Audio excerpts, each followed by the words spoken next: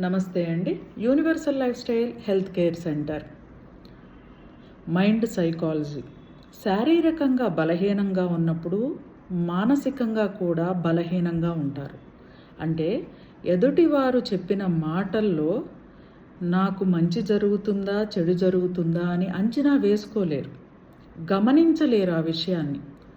వాళ్ళు చెప్పింది ఫాలో అయిపోతారు. ఓన్గా డెసిషన్ తీసుకోలేరు.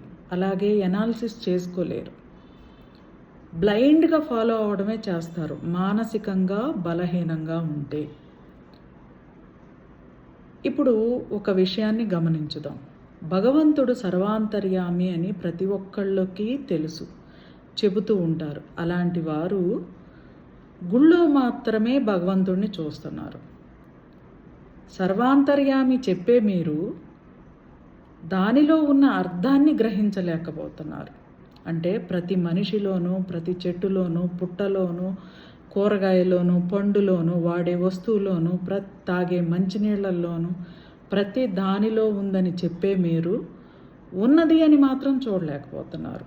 భగవంతుడంటే గుళ్ళోనే ఉంటారు, టెంకాయలు కొడితేనే సరిపోతుంది, చుట్టూ ప్రదక్షిణాలు చేస్తేనే సరిపోతుంది, పూజలు చేస్తేనే సరిపోతుంది అని. పూజలు చేయడం తప్పు కాదు, చేసే విధానంలో చాలా తప్పులు చేస్తున్నారు. ఇప్పుడు ఒక విషయాన్ని పరిశీలించుదాం అన్నాను కదా.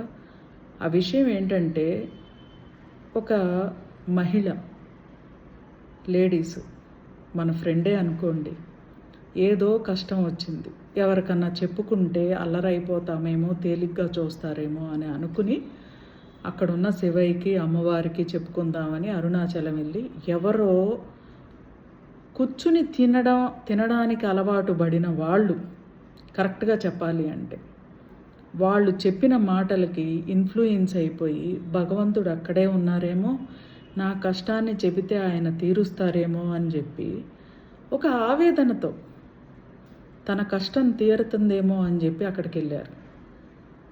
అక్కడికి వెళ్ళిన తర్వాత కొంతమంది ఆకతాయి మనుషులకి దొరికి రేప్ చేయబడ్డారు. ఇప్పుడు బాధ పోయినట్ట, ఇంకా మానసికంగా బతికున్నంత కాలం కుంగి కుంగి కుంగి ఏడ్చే అంత పరిస్థితి కలిగిందా చెప్పండి. కాబట్టి ఏదైనా పని చేసేటప్పుడు ఆలోచించుకోండి, గమనించండి. అర్థం కాకపోతే ఇంకో రోజు ఆలోచించండి. కాకపోతే ఆరోగ్యంగా, ఆనందంగా, ఆయుష్తో బతకండి.